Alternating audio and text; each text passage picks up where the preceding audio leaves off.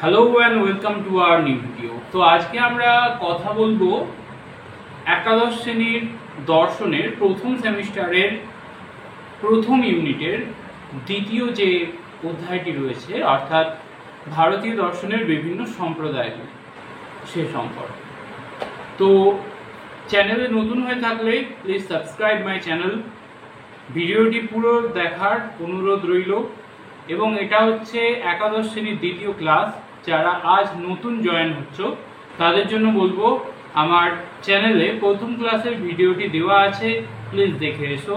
কারণ দর্শন হচ্ছে একটা চেনের মতো, এর মাঝখান থেকে প্রবেশ করা যায় না। প্রথমটি দেখলে তবে এই দ্বিতীয়টি বুঝতে অনেক সাহায্য করবে তোমাদের। তো আজকের পড়া শুরু করব একটা ছোট্ট গল্প দিয়ে। প্রাচীনকালে এক ঋষি ছিল। সেই ঋষির নাম হচ্ছে মহর্ষি কশ্যপ।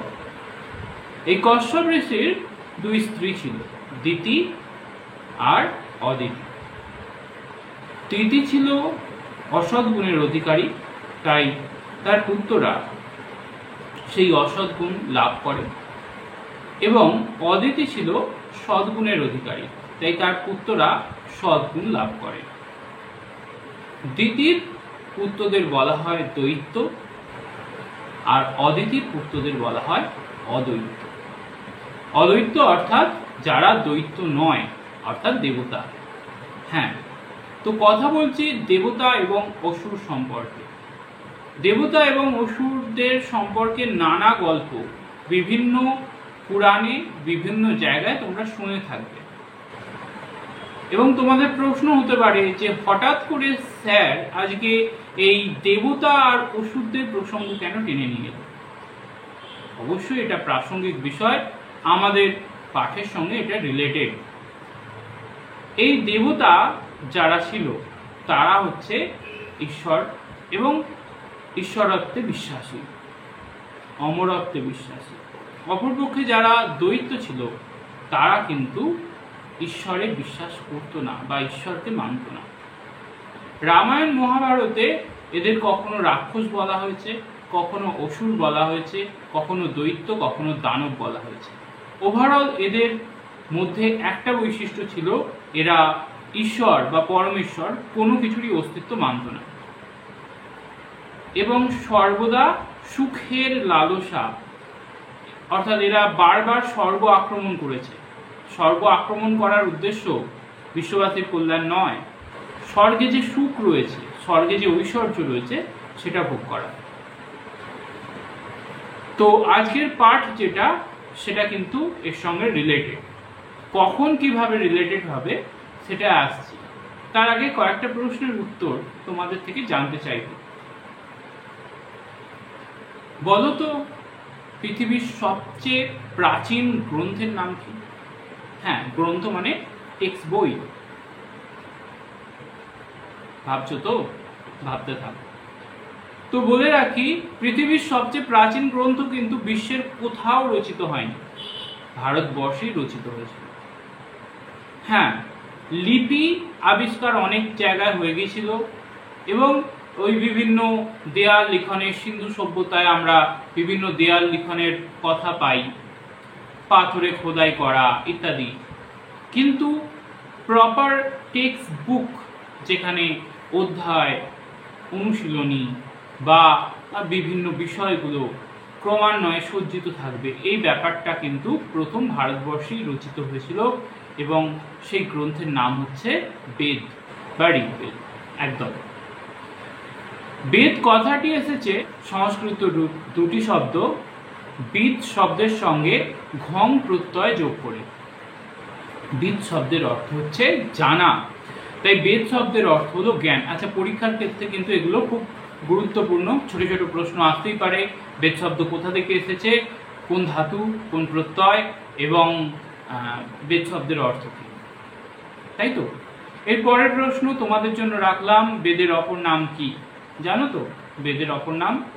একদম তাই, বেদের অপর নাম হচ্ছে শ্রুতি। কেন শ্রুতি হয়েছিল?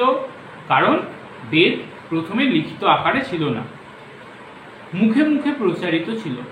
যেমন আমি কিছু কথা বলছি এবং তোমরা শুনছো, শুনে মনে রেখে দিচ্ছ। এই ব্যাপারটা কিন্তু আগে ছিল, অর্থাৎ এক পক্ষ বলতো, অপর পক্ষ শ্রবণ করতো এবং সেটা স্মৃতিতে ধরে রাখত।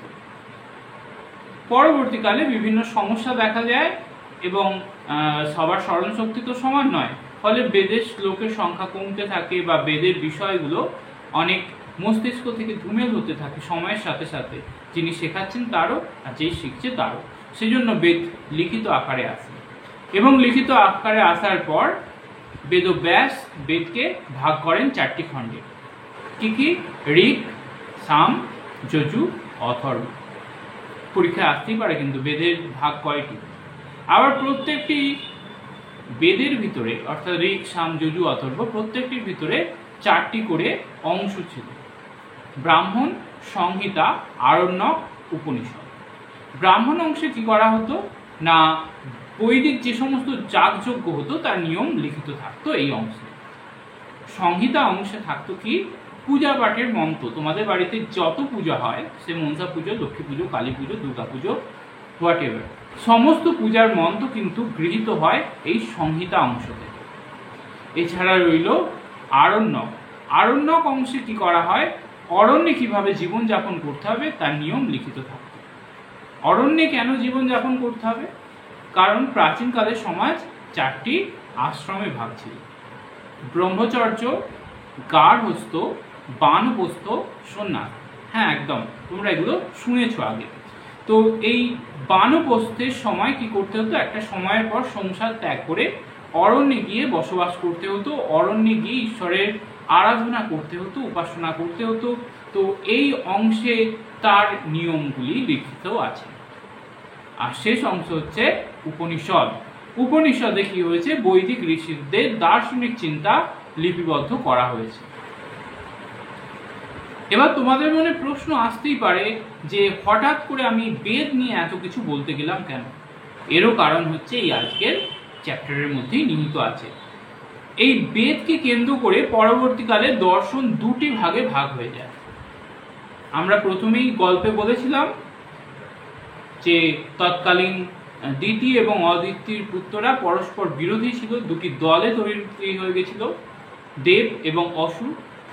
সেরকমই বেদকে কেন্দ্র করে 2টি সমাজের ভাগ হয়ে যায়, একটি হচ্ছে আস্তিক, অপরটি নাস্তিক।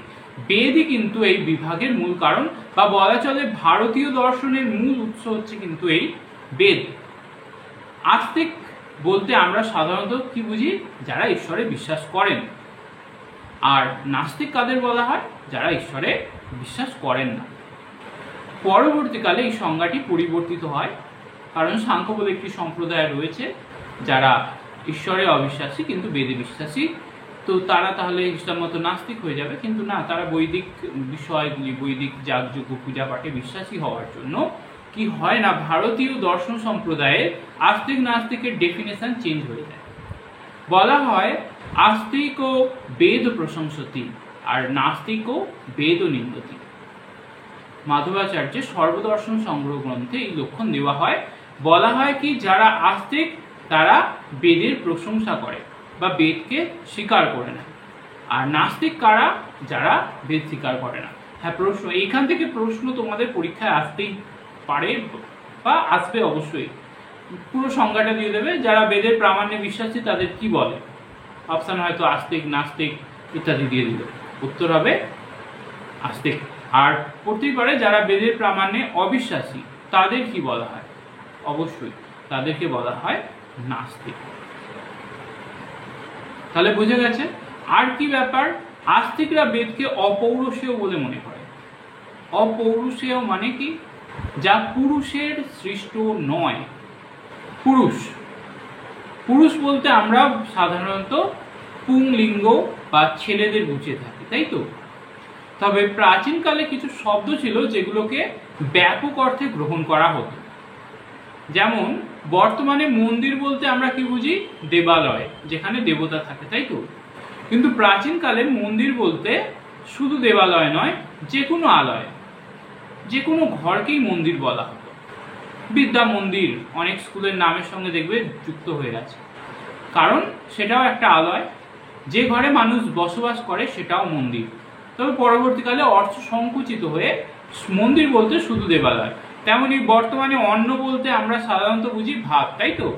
কিন্তু প্রাচীনকালে অন্ন বলতে সকল খাদ্যবস্তুকেই বোঝানো হতো।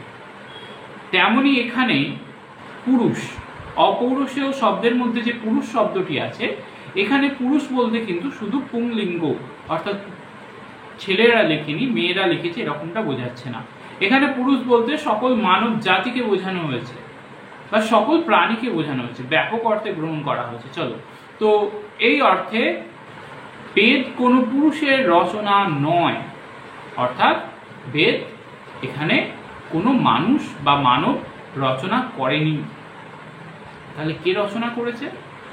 পৃথিবীতে আর কে অবশিষ্ট থাকে? অবশ্যই তিনি হলেন ঈশ্বর, অর্থাৎ বেদের রচয়িতা হচ্ছেন ঈশ্বর। বেদ স্বয়ং ঈশ্বরের রচনা। এই জন্য যারা আস্তিক তারা মনে করে বেদের বাক্য হচ্ছে ঈশ্বরেরই বাণী, বেদে যে নির্দেশ দেওয়া আছে তা ঈশ্বরেরই উপদেশ, এবং আস্তিকরা কি করে? এই উপদেশগুলোকে মেনে চলে। নাস্তিকরা এর উল্টো, নাস্তিক ও বেদ নিন্দতি। আমি বলেছি নাস্তিকরা বেদের নিন্দক, তাই তারা বেদকে প্রামাণ্য বলেও স্বীকার করে না, আর বেদ ঈশ্বরের রচনা বা বেদ অপৌরুষীয় এটাও মনে করে না। এদের মতে বেদ পৌরুষীয়, মানুষের রচনা। এবার সম্প্রদায়, যেটা জানা খুব দরকার তোমাদের ক্ষেত্রে। আস্তিক সম্প্রদায় মোট 6টি: ন্যায়, বৈশেষিক, সাংখ্য, যোগ, মীমাংসা, বেদান্ত। শর্ট কোয়েশ্চেনের জন্য এই নামগুলো একটু স্মরণে তোমাদের রাখতে হবে। কি বললাম আর একবার বলে দিচ্ছি। আস্তিক সম্প্রদায় 6টি: ন্যায়, বৈশেষিক, সাংখ্য, যোগ, মীমাংসা, বেদান্ত। আচ্ছা, এখানে মীমাংসাকে পূর্ব মীমাংসা আর বেদান্তকে উত্তর মীমাংসাও বলা হয়, এদের আলাদা নাম আছে। এই হলো। আর নাস্তিকদের সম্প্রদায় 3টি ভাগে বিভক্ত, বা নাস্তিক সম্প্রদায় হচ্ছে 3টি। কি কি? চার্বাক, বৌদ্ধ, জৈন। কি বললাম? চার্বাক, বৌদ্ধ, জৈন। 3টি সম্প্রদায় নাস্তিক এবং 6টি সম্প্রদায় আস্তিক। তবে হ্যাঁ, এই আস্তিকতা এবং নাস্তিকতারও কিন্তু শ্রেণী বিভাগ রয়েছে। কিরকম?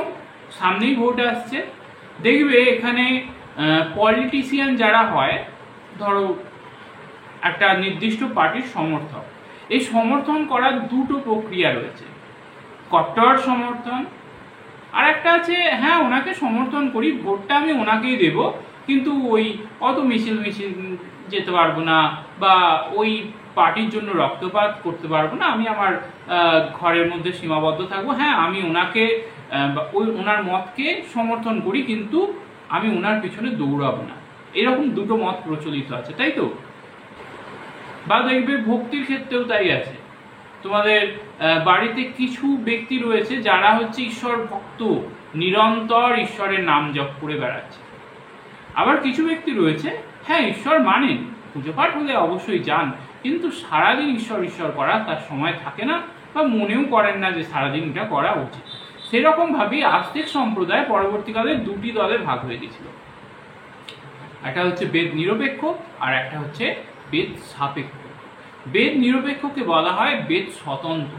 এদের আরো একটা নাম আছে, বেদ নিরপেক্ষকে বলা হয় বেদ স্বতন্ত্র। কেন না? এরা বেদে বিশ্বাসিত ছিল, ঠিকই আছে, বেদকে বিশ্বাস করত, কিন্তু ওই সব সময় বেদের অধ্যয়ন, বেদ নিয়েই পড়ে থাকা, এই ব্যাপারটা কিন্তু এদের মধ্যে ছিল না। যেটা বলছিলাম, পলিটিক্স করে, একটা পার্টিকে ভালোবাসে, শ্রদ্ধা করে, ভোটটাও ওনাকেই দেয়, কিন্তু মাতামাতিটা করে না, ওই পার্টির ঝান্ডা নিয়ে ঘোরাঘুরি করাটা করেন না যেরকম ব্যক্তি রয়েছে।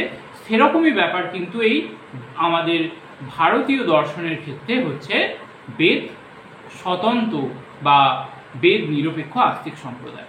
বেদ নিরপেক্ষ আস্তিক সম্প্রদায় কয়টি? এমনিতে আস্তিক সম্প্রদায় 6টি। তাদের মধ্যে প্রথম 4টি সম্প্রদায়, অর্থাৎ ন্যায়, বৈশেষিক, সাংখ্য, যোগ, এই 4টি সম্প্রদায় হচ্ছে বেদ নিরপেক্ষ বা বেদ স্বতন্ত্র, অর্থাৎ এরা বেদে বিশ্বাসী, বেদের প্রামাণ্যকে সর্বোপরি মনে করে, কিন্তু বেদ নিয়ে সর্বদা অধ্যয়ন করেনি। এরা প্রত্যেকে আলাদা আলাদা বিষয় নিয়ে আলোচনা করেছে।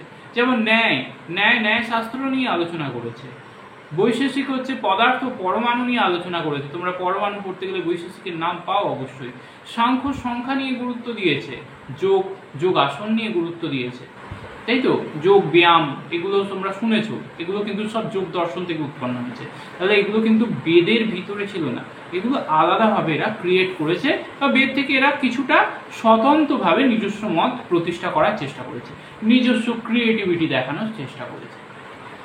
এবার পড়ে রইল হচ্ছে বেদ সাপেক্ষ বা বেদ নির্ভর আস্তিক। তো উল্টোটা অবশ্যই যেটা বলছিলাম, ওই কট্টর পলিটিশিয়ান যারা একদম একটা নির্দিষ্ট পার্টিকে ভালোবাসে, তার জন্য জীবনপাত করতে পারে, সারাদিন তাদের মুখে ওই পার্টির নেতা বা নেত্রীর জয়গান মুখে রচিত হয়, যে কোনো মিটিং মিছিল মিস করে না, সব সময় যায়, স্লোগানে তার যেন মানে ওই পার্টির প্রতি ভক্তি বেরিয়ে আসে, এরকম ব্যাপার আর কি। সেই ব্যাপারটাই কিন্তু হচ্ছে এই আমাদের বেদ সাপেক্ষ যে আস্তিক সম্প্রদায় রয়েছে তাদের মধ্যে লক্ষ্য করা যায়। বেদ সাপেক্ষ আস্তিক সম্প্রদায় হচ্ছে দুটি, মীমাংসা আর বেদান্ত।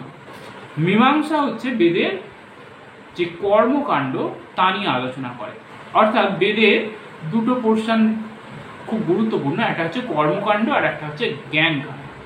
কর্মকাণ্ডে কি বলা হয় না, কর্মের দ্বারা মানুষ মুক্তি লাভ করতে পারে, এবং বেদে বিভিন্ন কর্ম রয়েছে, যাগ যজ্ঞ হোম, আহুতি দেওয়া, পূর্ণাহুতি ক্ষিতাহুতি দুগ্ধাহুতি, বিভিন্ন রকমের যে নিয়মগুলো রয়েছে সেগুলো নিয়ে, বা বিভিন্ন যজ্ঞ রয়েছে, অশ্বমেধ যজ্ঞ, নরমের যজ্ঞ ইত্যাদি ইত্যাদি, এই সমস্ত বিষয়গুলো নিয়ে বেসিক্যালি আলোচনা করে হচ্ছে মীমাংসা দর্শন।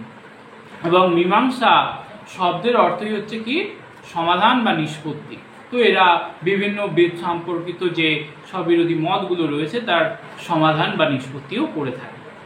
আর বেদান্ত হচ্ছে বেদের জ্ঞান কাণ্ড, অর্থাৎ বেদে যে জ্ঞান রয়েছে, ব্রহ্ম জ্ঞান রয়েছে বেদের মধ্যে, সেই বিষয়কে নিয়ে আলোচনা করে হচ্ছে বেদান্ত সম্প্রদায়। তাহলে আস্তিক সম্প্রদায় মোট 6টি, ন্যায় বৈশেষিক সাংখ্যযোগ মীমাংসা বেদান্ত। এদের আবার দুটো ভাগ রয়েছে, বেদ নিরপেক্ষ হচ্ছে ন্যায় বৈশেষিক সাংখ্যযোগ, আর বেদ সাপেক্ষ হচ্ছে মীমাংসা আর বেদান্ত। তেমনি নাস্তিকতারও কিন্তু ভাগ রয়েছে, এই পলিটিক্সের এক্সাম্পল দিলেই বোঝা যায়। একজন ব্যক্তি বা একটা কিছু মানুষ আছে যারা একটা নির্দিষ্ট পার্টিকে পছন্দ করে না, এই অপছন্দেরও একটা দুটো দিক রয়েছে। কেমন? কিছু মানুষ আছে যারা অপোজিট পার্টিকে একদম চোখে দেখতে পারে না, তাদের নাম শুনলে তার অঙ্গ প্রত্যঙ্গ জ্বলে ওঠে, যেখানে এই অপোজিট পার্টির স্তুতি হয় সেখানে গিয়ে সেই পার্টির সঙ্গে বিবাদে লিপ্ত হয়ে যায়, ঝগড়াঝাটি করে ফেলে, পার্টির জন্য রক্তারক্তি করে ফেলে, অপোজিট পার্টির গুণকীর্তন শুনবে না, এরকম চিন্তা ভাবনা করে, যাকে কট্টর বিরোধী বলা হয়। কট্টর সমর্থক যেমন রয়েছে পার্টির ক্ষেত্রে, কট্টর বিরোধীও তো রয়েছে, ঠিক সেরকমই ব্যাপার। আবার কিছু বিরোধী রয়েছে যারা ওই পার্টিটাকে পছন্দ করে না, ইটস ওকে, কিন্তু তা বলে এই নয় যে যেখানে সেখানে ওই পার্টির নামে সমালোচনা করবে, বা ওই পার্টির সমস্ত কিছু ভুল, একদম পার্টিটা পুরোপুরিভাবে কারাপ্ট এবং পার্টির সমস্ত কিছুই ভুল, সব সিদ্ধান্ত ভুল, এরকমটাও মনে করে না, বা পার্টির মধ্যেও ভালো কিছু আছে, চলো ঠিক আছে, কিন্তু আমি ওই পার্টিকে ভোট দেবো না, মনস্থির করে নিয়েছি, এই রকম ভাবে, অর্থাৎ বিরোধিতাটা মনে মনে পোষণ করে যারা, তাদেরও একটা ভাগ রয়েছে। আর একটা বিরোধিতা যেটা মুখে আমরা প্রকাশ করে ফেলি, সেরকমই ব্যাপার হচ্ছে আমাদের এই নাস্তিকতায়। নাস্তিকতার দুটো ভাগ রয়েছে, একটা হচ্ছে চরম নাস্তিক বা চরমপন্থী নাস্তিক, আর একটা হচ্ছে নরমপন্থী নাস্তিক। নাম দুটো কিন্তু তোমরা ইতিহাসে শুনেছ, তাই তো, চরমপন্থী নরমপন্থী।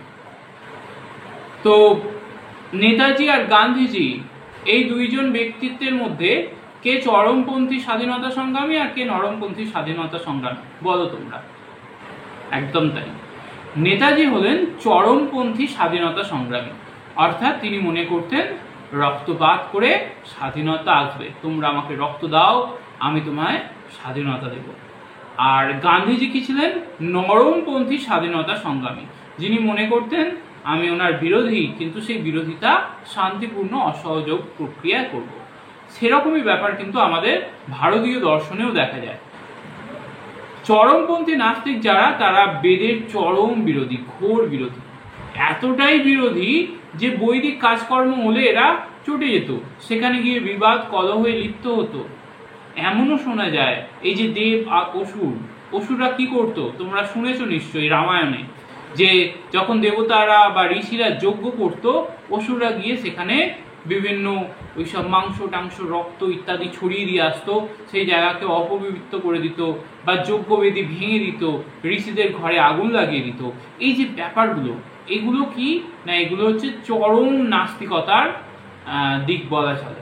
চরমপন্থী নাস্তিক যারা, তারা মানে বিরোধী শুধু নয়, চরম বিরোধী, ঘোর বিরোধী, অর্থাৎ তাদের বিরোধিতার মধ্যে একটা কি বলা চলে, আক্রোশ লুকিয়ে রয়েছে, রূঢ়তা রয়েছে, কর্কশ কথা তারা বলে ফেলতো, কটু বাক্য ইউজ করতো। আর নরমপন্থী কারা না, যারা বেদের বিরোধী, তবে সেই বিরোধিতা যুক্তিপূর্ণভাবে, লজিক্যালি বেদের বিরোধিতা করতো, যে বেদের এই জায়গাটা তুমি ভুল বলেছো বা এই লাইনটা স্পেসিফিক ভুল আছে, আমি এই জন্য বেদের বিরোধিতা করছি। অর্থাৎ এখানে বেদের বিরোধিতার জন্য তারা নির্দিষ্ট একটা যুক্তি সাজাতো। তো এইভাবে কি হয়েছে, ভারতীয় দর্শনে নাস্তিকদের দুটো ভাগ হয়েছে, নরমপন্থী, চরমপন্থী। নাস্তিক সম্প্রদায় তিনটে বলেছিলাম, চার্বাক, বৌদ্ধ আর জৈন। এর মধ্যে চার্বাক সম্প্রদায় হচ্ছে চরমপন্থী নাস্তিক। চরমপন্থী অর্থাৎ কি না, এরা বেদের ঘোর বিরোধী। সেই সঙ্গে কেউ কেউ মনে করে বৌদ্ধরা হচ্ছে চরমপন্থী নাস্তিক, যারা বেদ বিরোধিতায় চরম আকার বা চরম বিরোধী ছিল বেদের। যদিও অনেক গ্রন্থে আবার বৌদ্ধদের একটু নরমপন্থীর দিকেই রাখা হয়েছে। আর জৈনরা অবশ্যই নরমপন্থী ছিল, অর্থাৎ জৈনরা বেদের বিরোধী ছিল বটে, তবে সেই বিরোধিতার মধ্যে সেরকম কোনো আক্রোশ ছিল না। বেদকে তারা যুক্তিসঙ্গত কারণ দর্শিয়ে বেদের সমালোচনা করত। তো এই 6 সম্প্রদায় সম্পর্কে বা নাস্তিকদের 3 সম্প্রদায় সম্পর্কে বিস্তারিত আলোচনা আমি পরের ভিডিওতে নিয়ে আসবো। আজকের ভিডিওটা এই পর্যন্তই। আজকের ভিডিওতে আমরা বেশ কয়েকটি বিষয় নিয়ে আলোচনা করলাম। তো এই প্রশ্নগুলোর উত্তর তোমরা এই ভিডিও থেকে পেয়েছো কি না একবার দেখে নাও। বেদ শব্দটি কোন ধাতু এবং কোন প্রত্যয় থেকে এসেছে? বেদের অপর নাম কি? বেদকে কয় ভাগে ভাগ করা যায়? বেদের অংশগুলি কি কি? ভারতীয় দর্শনকে কয় ভাগে ভাগ করা যায়? আস্তিক কাদের বলে, নাস্তিক কাদের বলে? আস্তিক সম্প্রদায়ের সংখ্যা কয়টি? নাস্তিক সম্প্রদায়ের সংখ্যা কয়টি? আস্তিক সম্প্রদায়কে কয় ভাগে ভাগ করা যায়? নাস্তিক সম্প্রদায়কে কয় ভাগে ভাগ করা যায়? আস্তিক সম্প্রদায়ের বেদ নিরপেক্ষ আস্তিক কাদের বলা হয়? কয়েকজন বেদ নিরপেক্ষ আস্তিকের নাম। বেদ সাপেক্ষ আস্তিক কাদের বলা হয়? কয়েকজন বেদ সাপেক্ষ আস্তিকের নাম। নরমপন্থী নাস্তিক কাদের বলা হয়? নরমপন্থী নাস্তিক দার্শনিকের নাম লেখো। চরমপন্থী নাস্তিক কাদের বলা হয়? চরমপন্থী নাস্তিক দর্শনের নাম লেখো। তো এই ছিল আজকের ভিডিও কেমন লাগলো তা অবশ্যই কমেন্টে জানিও। দেখা হচ্ছে নেক্সট ভিডিওতে। ততক্ষণ থ্যাংক ইউ।